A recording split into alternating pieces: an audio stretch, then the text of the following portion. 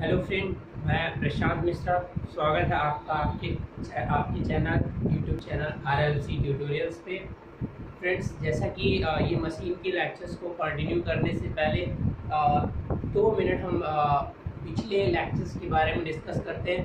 पिछला जो हमारा लेक्चर था मशीन का, वो रिलेटेड था आपके आर्मेचर रिएक्शन। इट मीन्स आपके डीसी मशीन में आर्मेचर रिएक्शन की जो प्रोसेस होती है वो क्या होती है। अब आज का जो टॉपिक है, आज का टॉपिक भी सेम है गाइस, आर्मेचर रिएक्शन। ठीक है। पहली कल प्रॉब्लम क्या हुई थी, आपने कल के केस में देखा था कि आपका जो आर्मेचर रिएक्शन है वो आपका जो मैग्नेटिक न्यूट्रल एक्सिस होता है उसको क्या कर देता है, that will shift toward the rotation of the direction at the angle of theta. So due to this one, अगर आप ब्रश को उस पर शिफ्ट नहीं करते हो, that then cross magnetising effect देखने को मिल रहा था। बट अगर आप शिफ्ट नहीं कर रहे थे तो एक और भी प्रॉब्लम क्रिएट हो रही थी, और वो प्रॉब्लम थी कॉम्यूटेशन की, कि जो कॉम्यूटेशन का प्रोसेस है वो बहुत ही अच्छे से नहीं हो पाएगा। कॉम्यूटेशन का मतलब क्या होता है फ्रेंड, AC को DC में जो बदलने की प्रोसेस होती है with the help of commutator segment, वो अच्छे से अचीव नहीं हो पाती है, स्पार्किंग प्रोड्यूस हो जाते हैं। ठीक है। तो इसके लिए आपका क्या है कि ब्रशेज जो हैं वो MNA की पोजीशन पे ही शिफ्ट होने चाहिए। तो इसके लिए हमने क्या किया था कि जब हमने ऐसा करने के लिए, मीन्स देखिए सिंपल सा एक बार मैं डिस्कस कर दे रहा हूँ कि पिछले वीडियो में हमने देखा था कि जो आर्मेचर रिएक्शन होता है,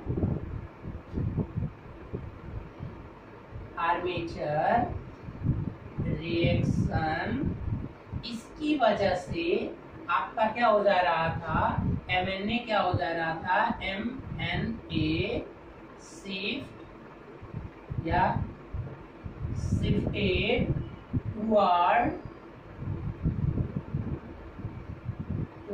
direction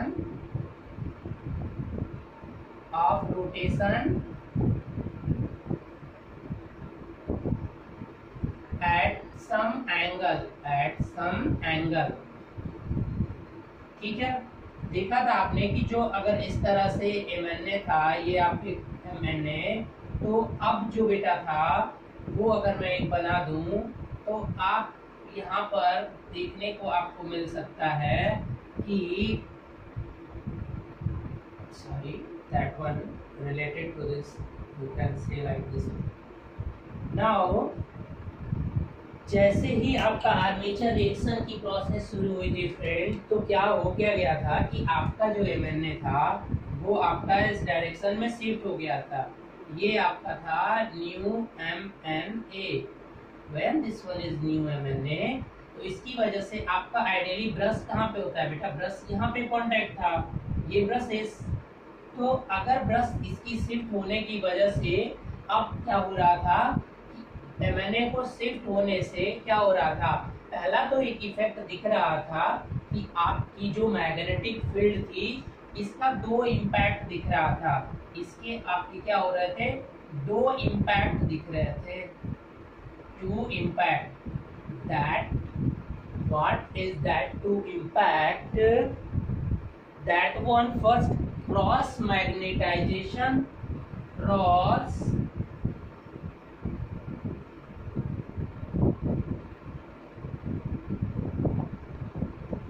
that one is cross magnetization and the second one is the commutation problem।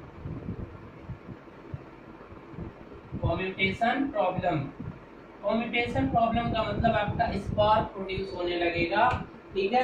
तो क्रॉस मैग्नेटाइजेशन की वजह से आपका जो मेन मैग्नेटिक फ्लक्स था वो डिसॉर्ट हो जाएगा, यानी उसकी जो नॉर्थ से साउथ की तरफ जा रहा था अब वो एक ट्रेलिंग एज और लीडिंग एज बनाने लगेगा। मतलब एक पॉइंट पे क्या हो जाएगी, मैग्नेटिक फ्लक्स की जो डेंसिटी है वो बहुत ज़्यादा होने लगती है और एक एंड पे क्या होता है, मैग्नेटिक फील्ड की डेंसिटी रिड्यूस होने लगती है, and that is the phenomenon offering the trailing pole. It means जहाँ पे ट्रेल करेगा, इट मींस जहाँ पे डेंसिटी हाई होगी, that one is known as the trailing pole, and the second end where the magnetic flux density, otherwise you can say the flux, that one is the reduced, then you can say this one is the leading in the case of generator.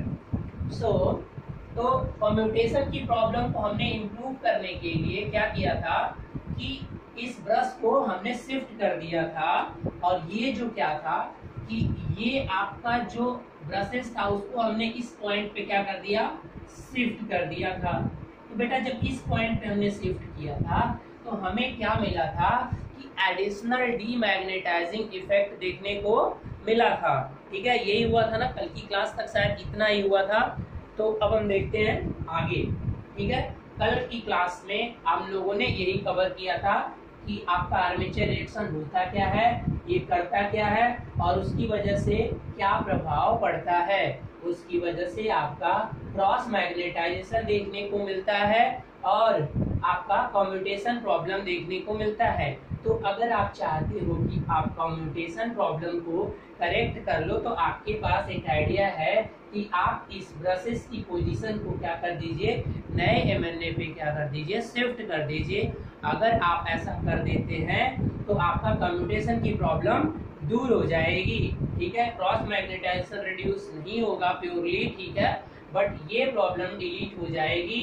लेकिन जब हमने ऐसा किया था कल तो हमने देखा कि एडिशनल आपका ये तो शिफ्ट हो गया तो कम्यूटेशन की प्रॉब्लम तो खत्म हो गई, बट एक एडिशनल डीमैग्नेटाइजिंग इफेक्ट देखने को मिल गया था। अभी तक जो ये आर्मेचर रिएक्शन था वो केवल क्रॉस मैग्नेटाइजेशन आपको रिप्रेजेंट कर रहा था।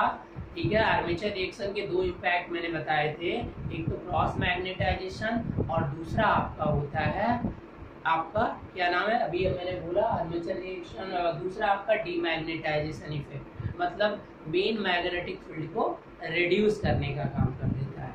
आई होप यू कैन अंडरस्टैंड।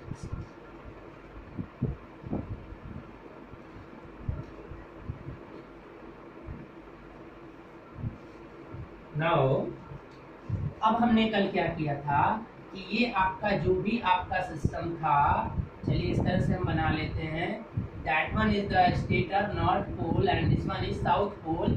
तो आपका पहले ब्रश पोजीशन ये नया वाला, ठीक है, ये था। अब आपका जो नया एमएनए शिफ्ट हुआ था दैट वन इज, तो आपने इस पर शिफ्ट कर दिया था, ये आपका न्यू एमएनए, एंगल हमने थीटा एज्यूम कर लिया, new MNA।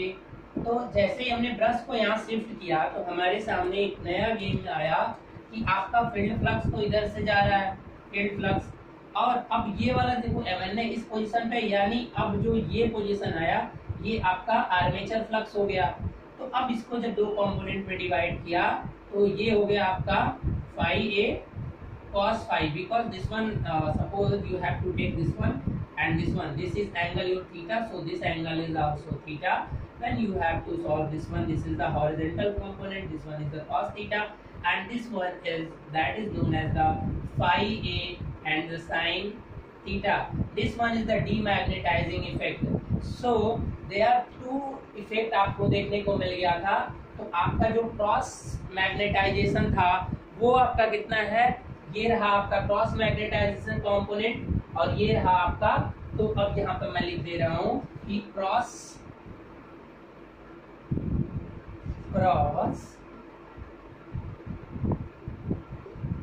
Magnetising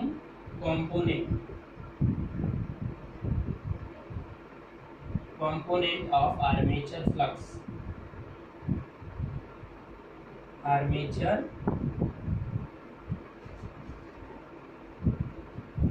is equal to, अगर आप किसी से डिनोट करना चाहते हो तो यू कैन डिनोट क्रॉस, तो phi C कर दो, that one is phi A cos theta, there is no any doubt, and just like you have to write here cross magnetizing demagnetizing component, you can also write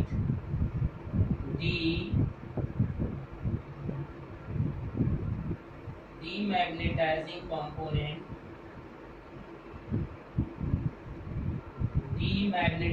component of phi A, that you can write, just assume phi D, so here phi A sin theta.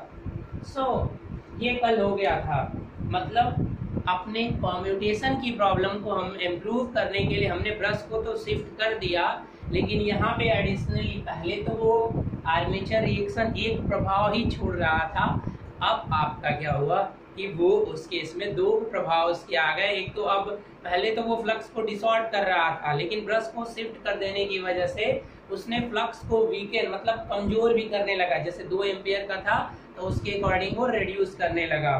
तो अब आपके पास option क्या है कि अगर आप इससे बचना चाहते हो तो आपको क्या करना पड़ेगा। You have any idea?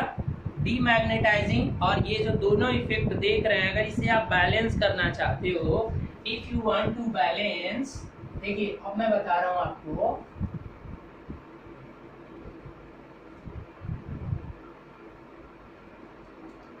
if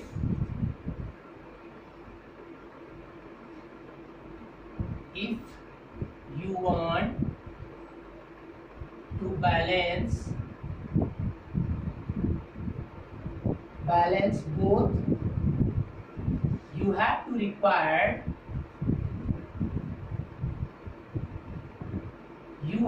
to require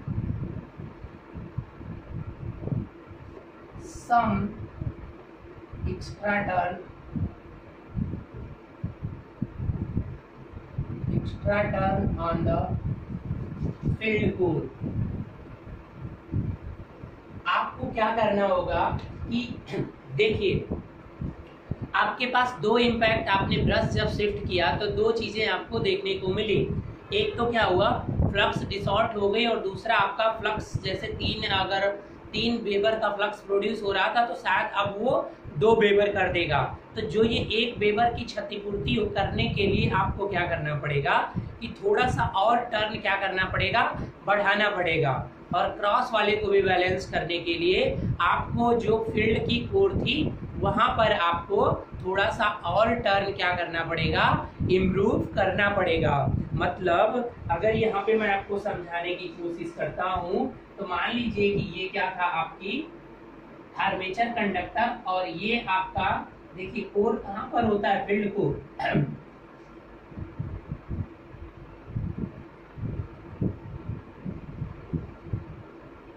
देखो बेटा, यहाँ पे आपकी वाइंडिंग होती है और यहाँ भी आपकी फील्ड वाइंडिंग होती है। तो देखो, एक तो जो फ्लक्स डिसऑर्ड होगी उसके लिए कुछ इस तरह से जो हो रही है उसको सही करने के लिए भी यहाँ से कुछ पावरफुल करना पड़ेगा, ताकि अगर इस फ्लक्स की जो पावर है ना बेटा, अगर वो इंक्रीज हो गई तो इधर बेंड नहीं होगा। इट मींस डिस्टॉर्शन की प्रॉब्लम को भी if you want to improve you have to provide more power. समझ में आई बात? बात दीजिए, आप किसी रास्ते से क्रॉस कर रहे हो, आप बीच में बहुत सारी प्रॉब्लम्स आ रही हैं जो आपको टिल्ट कर रही हैं। अगर आपका पावर बहुत अधिक है, आपकी टॉलरेंस पावर बहुत अधिक है, तो आप सीधे जा सकते हो। तो सेम काम यहाँ भी किया जाता है कि डिस्टॉर्शन का मतलब क्या है कि फील्ड की डायरेक्शन चेंज हो गई है ना बेटा, तो उसे भी बढ़ाने के लिए यहाँ पे कुछ एक्स्ट्रा टर्न आपको ऐड करना पड़ेगा। देखो ये कुछ इस तरफ आपको एक्स्ट्रा टर्न ऐड करना पड़ेगा और इधर भी कुछ क्या करना पड़ेगा, एक्स्ट्रा टर्न। ये आपको क्या है, एक्स्ट्रा टर्न क्या करना पड़ेगा, ऐड करना पड़ेगा। ठीक है, आपको ये दोनों प्रॉब्लम्स का मतलब क्रॉस मैग्नेटाइजेशन इफेक्ट या तो आपको डीमैग्नेटाइजेशन इफेक्ट को देखने के लिए। मान लीजिए कि डीमैग्नेटाइजेशन का मतलब कुछ फील्ड को कम हुआ है यहाँ पे, तो जब एक्स्ट्रा टर्न यहाँ ऐड कर देंगे तो उसमें भी सेम करंट फ्लो होगी, तो इसकी वजह से कुछ और फ्लक्स तो आएगा। ठीक है, तो वो फ्लक्स क्या कर देगा, इसको पहले से बैलेंस कर देगा। आई होप क्लियर, समझ में आ गया। तो अब क्वेश्चन ये है कि आपको जो टर्न चाहिए वो कितना चाहिए। तो चलिए हम पहले इसकी बात कर लेते हैं। पहले आप डीमैग्नेटाइजेशन की बात कर लीजिए, या तो एक पहले इसकी बात करना चाहेंगे, डीमैग्नेटाइजेशन, उसी को ले लीजिए।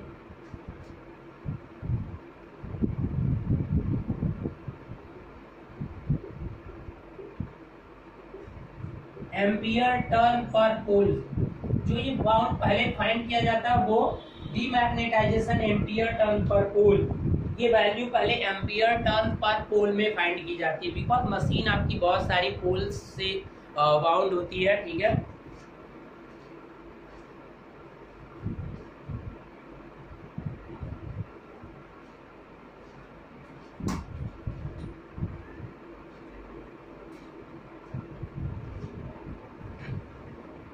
क्लियर है? आगे बढ़े। तो कितने नंबर्स ऑफ टर्न्स आपको चाहिए, इसको आपको करना है। देखिए कोई प्रॉब्लम नहीं है, मैं एक चीज आपको बताना चाहूंगा, थोड़ा जरा सा ध्यान दीजिएगा। ये आपका पहले वाला था, ये आपका शिफ्ट हुआ, ये मैंने इधर शिफ्ट हुआ। अब अगर इसको काउंटर बैलेंस करना है तो क्या करना पड़ेगा, इसे काउंटर बैलेंस करने के लिए जितना ये इस डायरेक्शन में गया है उतना इसको इस डायरेक्शन में करना पड़ेगा, तब जाके ये काउंटर बैलेंस बनेगा। तो अगर ये एंगल थीटा है तो ये भी एंगल थीटा, यानी दोनों साइड, यानी अब काउंटर बैलेंस के केस में एंगल हमेशा क्या आएगा, 2 थीटा के केस में आएगा। तो अब यहाँ पर मान के चलिए कि अब जो आपका एम्पियर टर्न पर पोल आएगा डीमैग्नेटाइजेशन का, यानी एम्पियर टर्न मैं यहाँ पे लिख दे रहा हूँ, एम्पियर टर्न, और यहाँ पे डी लिखने का मतलब क्या हो गया बेटा, डीमैग्नेटाइजेशन। देखो ये जो आज का टॉपिक है मैं मैक्सिमम इसको आपको थेरेसा की बुक से कवर कर रहा हूँ। ठीक है, चलिए तो अब अगर एम्पियर टर्न आपका डीमैग्नेटाइजेशन और यहाँ पे क्या करना पड़ेगा, पर पोल।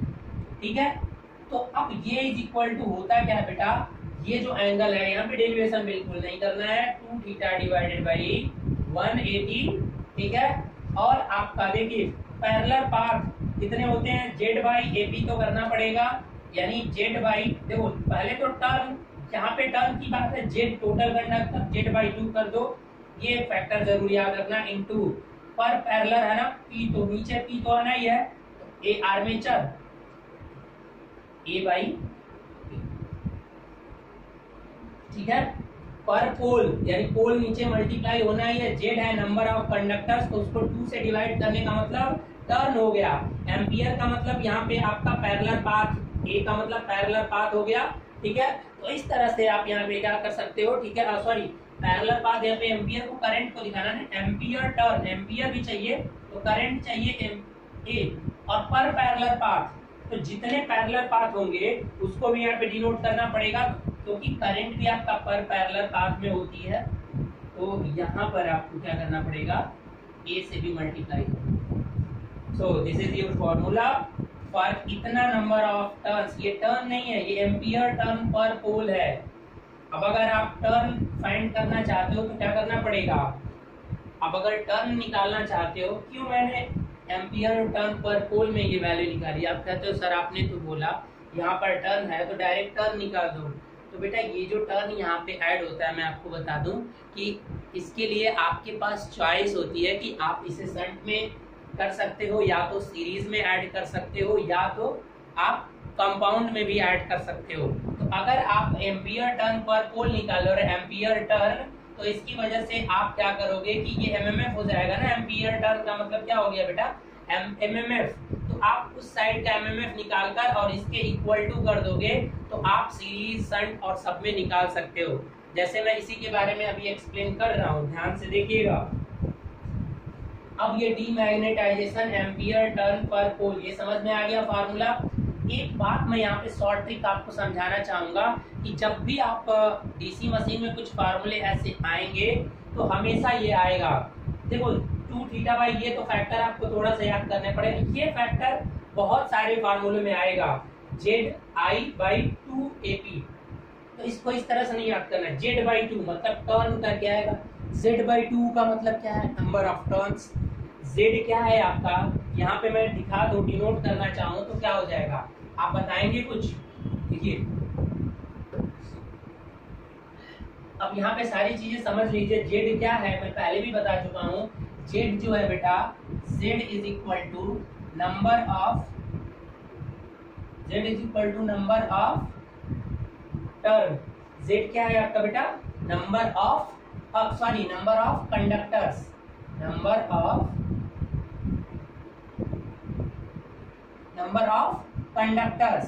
अगर हम n की बात करें, नंबर ऑफ टर्न्स, n क्या होता है बेटा, number of turn, number of turn. अब z और n में क्या रिलेशन होता है, if you write n is equal to z by 2, this is the relation between z and n, and what is the a is equal to the number of parallel path, number of parallel path, that is okay, and the ia is equal to that is armature current. now okay, और कुछ बचा, P जो है आपका वो क्या है, number of pole, number of poles. तो ये सारा आप है, एम्पियर टर्न पर पोल पूछ रहा है या टर्न पूछ रहा है। जब भी क्वेश्चंस ये ए लेवल के एग्जामिनेशंस या जेई में भी आजकल आ रहे हैं ऐसे क्वेश्चंस, तो आप थोड़ा सा क्या रखिएगा, अपने आप को बैलेंस रखेंगे। 2 थीटा क्यों आ रहा है, इसके लिए मैंने बता दिया था कि काउंटर, जब कोई इस डायरेक्शन में थीटा जा रहा है उसको काउंटर बैक करने के लिए फिर उतना ही रिवर्स करना पड़ेगा, so this angle becomes the 2 theta. I hope you can understand. Now the question is that how can you find the number of turns here, that is the ampere turn per pole, that is the meaning of mmf। okay, तो अगर आप find करना चाहते हो number of turn, तो इसके लिए question में ये मेंशन रहेगा कि आपको कौन सा टर्न निकालना है। इट मींस आप किस में कनेक्ट करना चाहते हो फील्ड कॉइल को। अगर आप फील्ड कॉइल को सीरीज में कर रहे हो, तो अब इसके लिए सबसे पहले दोनों को मैं एक साथ बताता हूँ। तो पहले आप एक दूसरी चीज देख लीजिए, यहाँ पर डीमैग्नेटाइजेशन था बेटा, आप देखिए ध्यान से। अब यहाँ पर मैं ये फॉर्मूला किसके लिए निकाल रहा हूँ, क्रॉस मैग्नेटाइजिंग,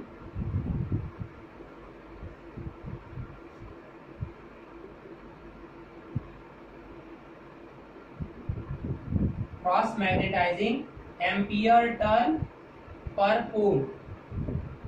एम्पियर टर्न अब यहाँ पे सी से दिखा देना, यहाँ पे अब क्या कर दो, सी कर दो।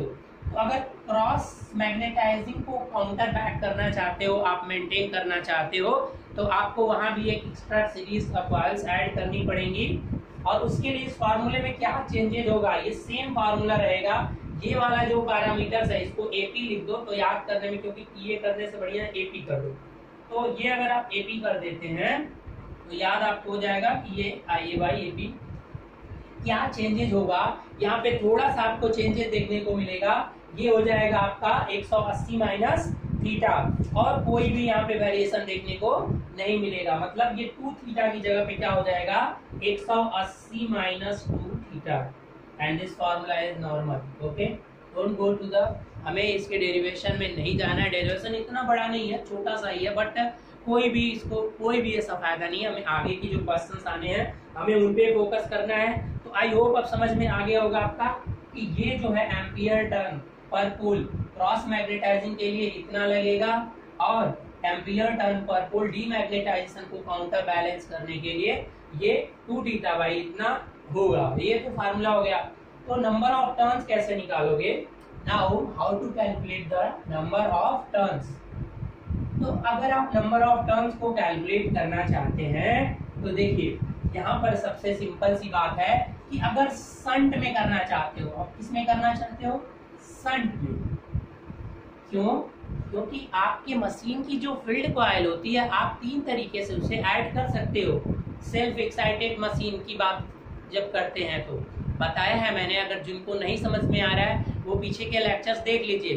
तो अगर संट को करना है तो आप दोनों के एमएमएफ को उस समय इक्वल करिए।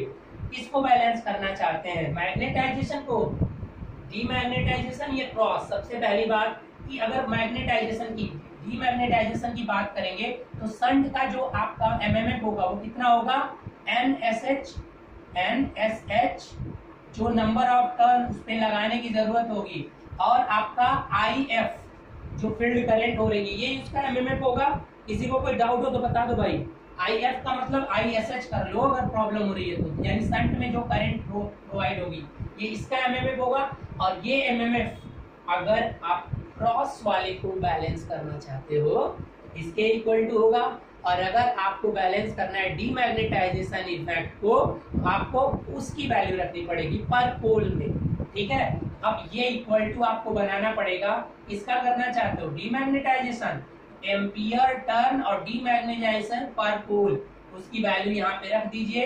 अगर आप नंबर ऑफ टर्न शंट का निकालना चाहते हो, ये शंट का टर्न यानी इतने टर्न आपको शंट पे एक्स्ट्रा ऐड करना पड़ेगा, तो इसकी वैल्यू यहाँ से रख दीजिए। सी नहीं है, डी है, तो क्या हो जाएगा 2 theta divided by 180 and that one is z by 2AP and this one is IA.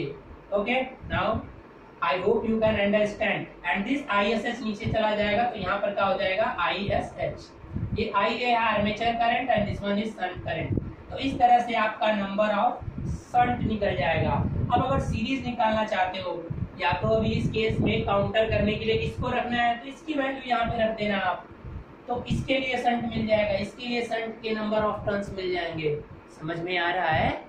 अगर आप देखो आपको क्या करना है, कुछ एनर्जी आपके अंदर से खत्म हुई है, आपको उसे बैलेंस करना है, तो आप कुछ एक्स्ट्रा खाना खाओगे ना, तो इसी तरह से यहाँ से कुछ दो चीजों में कमी हुई है, उसको बैलेंस करने के लिए थोड़ा सा एक्स्ट्रा टर्न ऐड करना पड़ रहा है। तो हमने क्या किया कि पहले टर्न को एमएमएफ के फॉर्म में कैलकुलेट कर लिया और उसके बाद फिर हम सीरीज निकाल रहे हैं। ऐसा इसलिए कर रहे हैं क्योंकि जो कनेक्शन होता है वो डिफरेंट तरीके से होता है। तो जैसे ही अब आप करेंगे तो एमएमएफ दोनों को इक्वल तो करना पड़ेगा, तो एमएमएफ इक्वल कर दीजिए, तो यहाँ से इतने नंबर ऑफ टर्न्स शंट में ऐड करने पड़ेंगे आपको डीमैग्नेटाइजेशन इफेक्ट को डिलीट करने के लिए।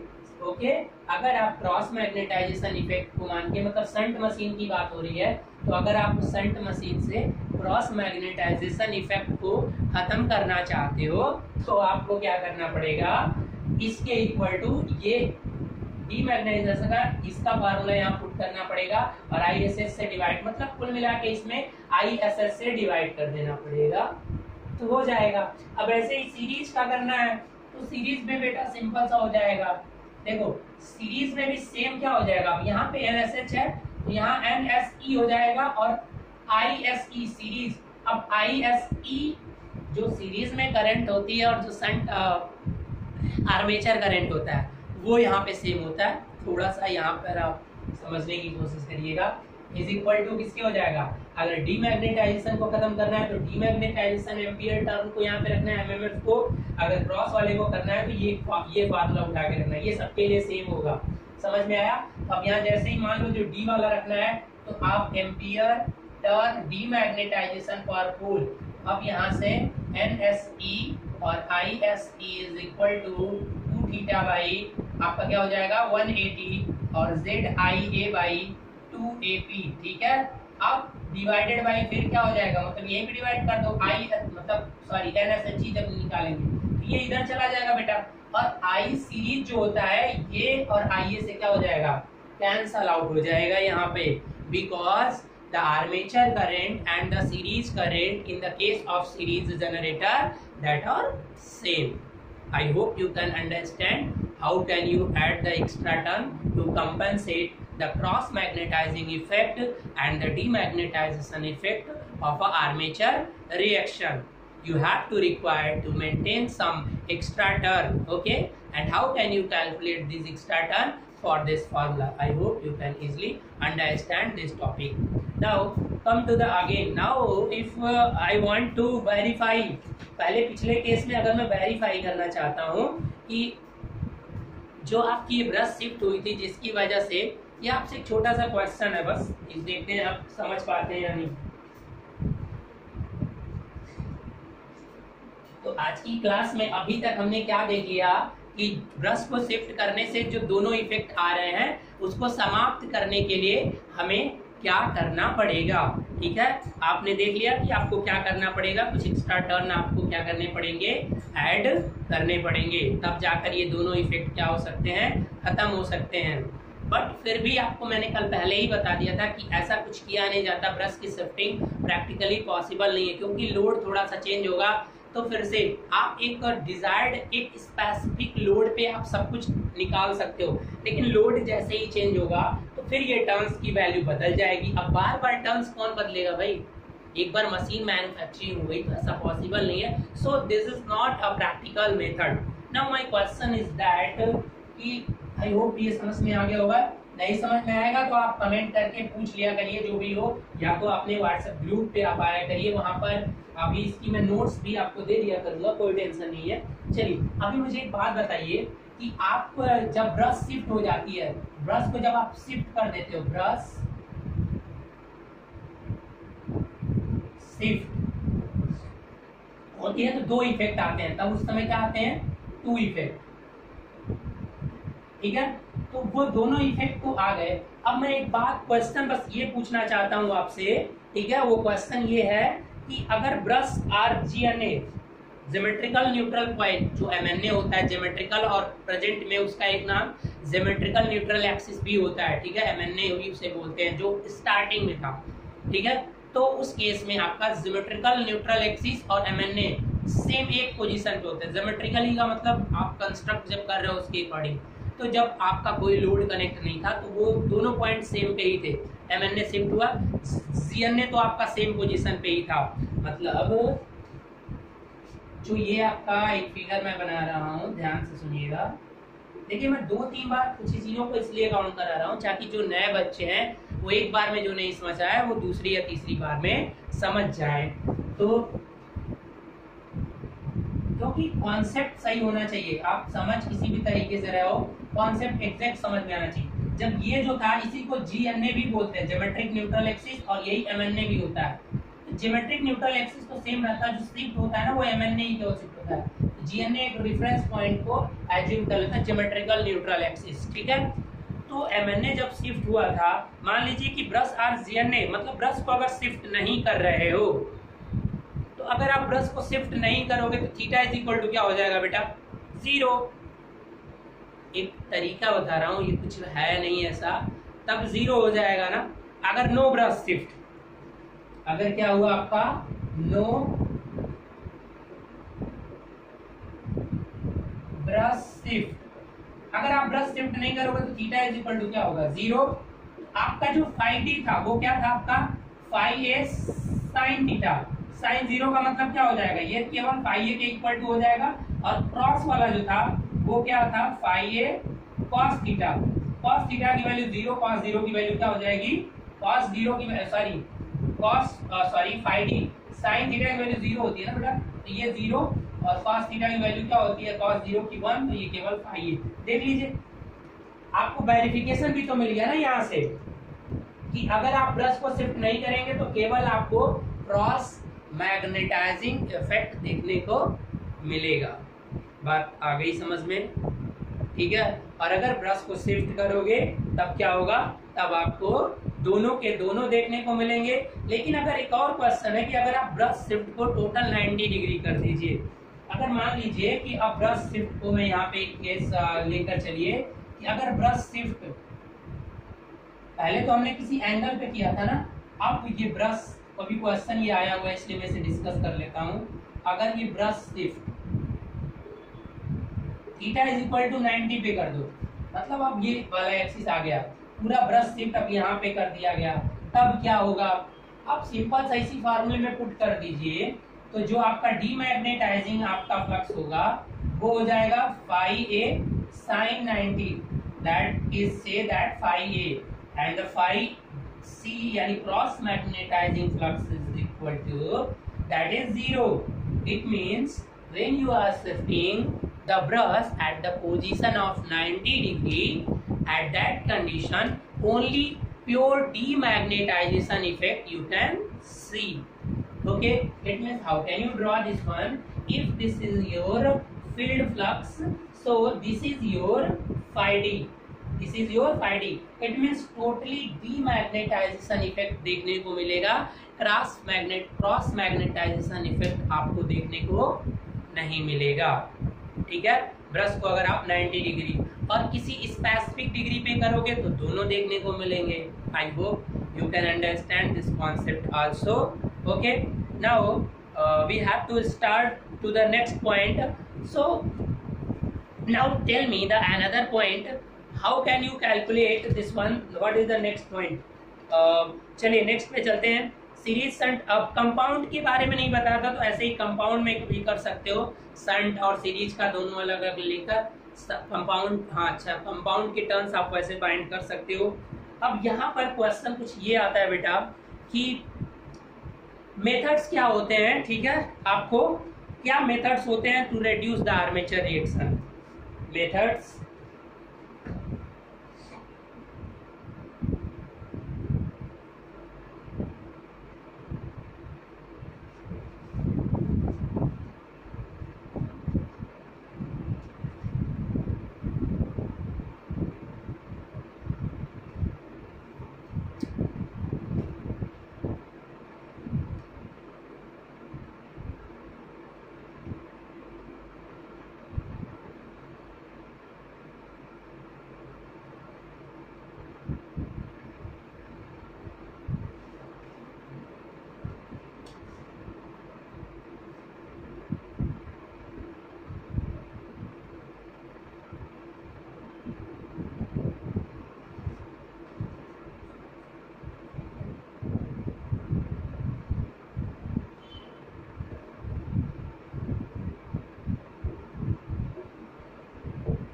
देखिए, जो सबसे पॉपुलर मेथड होती है उसे हम लास्ट में डिस्कस करेंगे और उसके लिए पूरा एक क्लास हमें देना पड़ेगा, थोड़ा सा टाइम। तो पहले हम डिस्कस कर लेते हैं कि सबसे जो छोटी छोटी मेथड्स होती हैं, ठीक है। फर्स्ट मेथड जो होता है, क्योंकि इसके बारे में डिस्कशन इतना क्वेश्चन कभी कभी आ जाता है, जो फर्स्ट होता है आपका पोल स्टैकिंग। एक मेथड है जिससे आप यूज करके, ठीक है। दूसरा मेथड आपका है आप पोल स्टैकिंग। क्या होता है फ्रेंड्स, अभी बता रहा हूं, अभी परेशान मत होइए, ठीक है। दूसरा होता है पोल चैम्परिंग, ठीक है। पोल को क्या करना है, चैम्परिंग,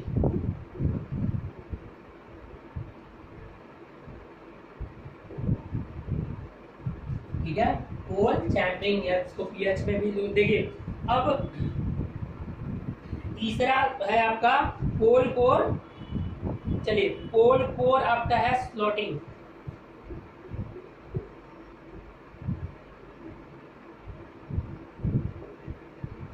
ठीक है। और सबसे मोस्ट इंपॉर्टेंट, देखो ये तीनों के तीनों मेथड बस आपको देखना है, 1 मिनट छोड़ देना है, ठीक है। देखिए इसका जो वैल्यू लास्ट में जो लिख रहा हूं वो है आपका compensate binding,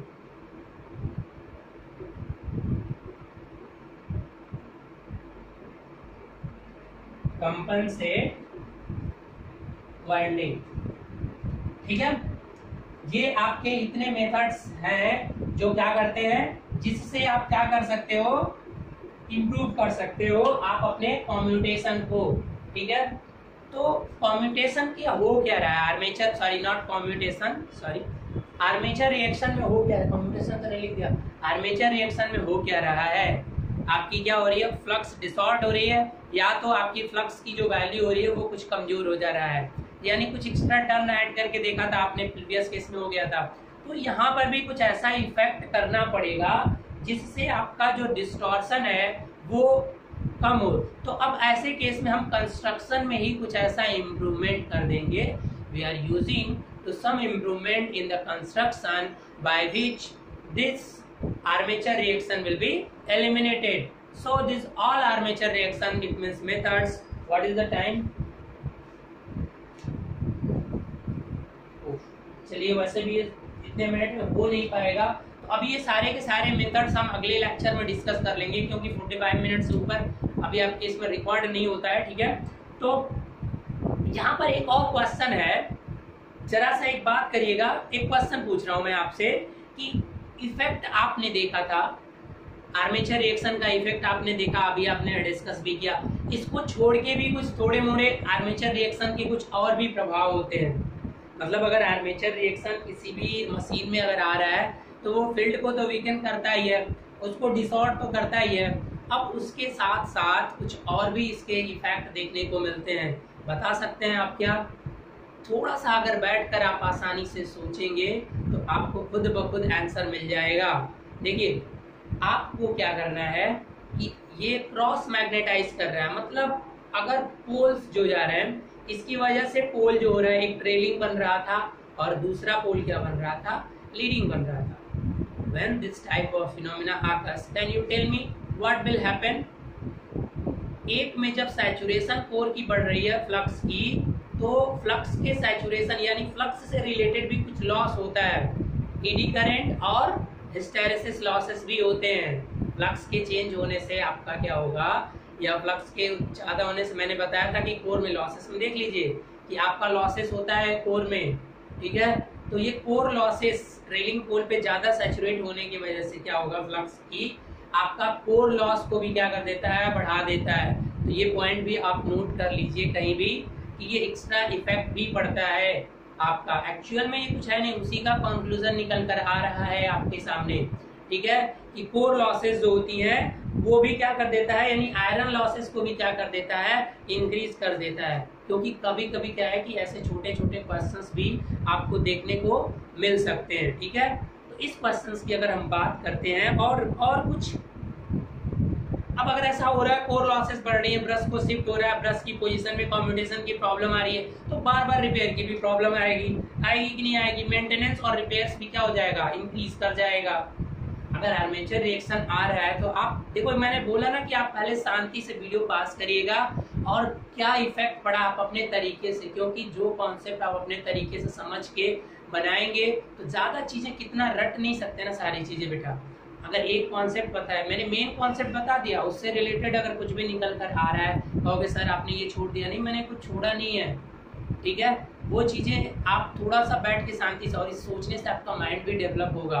I hope you can understand, ठीक है। और एक और अब छोटा सा स्कोर लेके, मान लो रिपेयरिंग का कॉस्ट बढ़ रहा है और आपको जब आ रहा है आयरन लॉस भी बढ़ रहा है, तो आयरन लॉस बढ़ने की वजह से क्या होगा कि अगर आयरन लॉस कहीं मशीन में बढ़ेगी तो उस तरह की मशीन डिजाइन करनी पड़ी आपको, तो यू हैव टू रिक्वायर्ड पे एक्स्ट्रा मनी, आपको एक्स्ट्रा मनी देना पड़ेगा।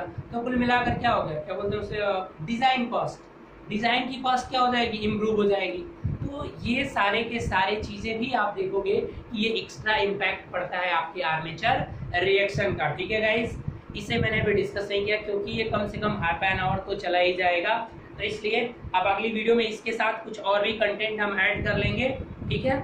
और उसके बाद से नहीं तो मैं एक्स्ट्रा भी आपको इसको अलग से करके हाफ एन आवर का एक दिन में 2 वीडियो बना दूंगा, कोई प्रॉब्लम नहीं है, आप टाइम पे मत जाइएगा। कुछ लोग सोच रहे होंगे सर 1 आवर नहीं वीडियो बन पा रही है, मैं बना दूंगा किसी दिन, जब थोड़ा मौसम कूल हो जाएगा तो एक दिन में 2-2 3-3 वीडियो भी आपको दे दूंगा। तो आप इस चीज़ की बिल्कुल टेंशन मत लेना फ्रेंड्स, ओके। और वीडियो को लाइक जरूर कर दिया करो यार, एक बार आप देख रहे हो, ठीक है, क्योंकि ये वीडियो 20-25 लोग ही देख रहे हैं, ठीक है, जो लोग पेड मेंबर्स हैं, तो आप लोग एक बार लाइक कर दिया करो। आप लोग अगर लाइक करोगे तो थोड़ा अच्छा लगता है, ठीक है। अगर नहीं समझ में आ रहा है कुछ तो आप फिर से बताना, ठीक है। बहुत नहीं समझ आएगा तो उसको मैं नेक्स्ट वीडियो में उस चीज़ को थोड़ा सा ऐड कर लिया करूँगा, लेकिन आप अच्छे से समझोगे, आई होप कि आपको समझ में आ जाएगा। बहुत बेसिक से बता रहा हूँ, हो सके तो कुछ पॉइंट्स नहीं आ रहे तो आप जब तक बताओगे नहीं, फिर जब बताओगे तो फिर मैं उसे अगली वीडियो में आपको बता दूंगा वो चीज़ें, अगर कोई भी ऐसा क्वेश्चन करता है। Okay guys, thank you. इसमें इतना ही, मिलते हैं अगली वीडियो में। इन सारे मेथड्स क्या होते हैं, कैसे करते हैं। Okay guys, bye.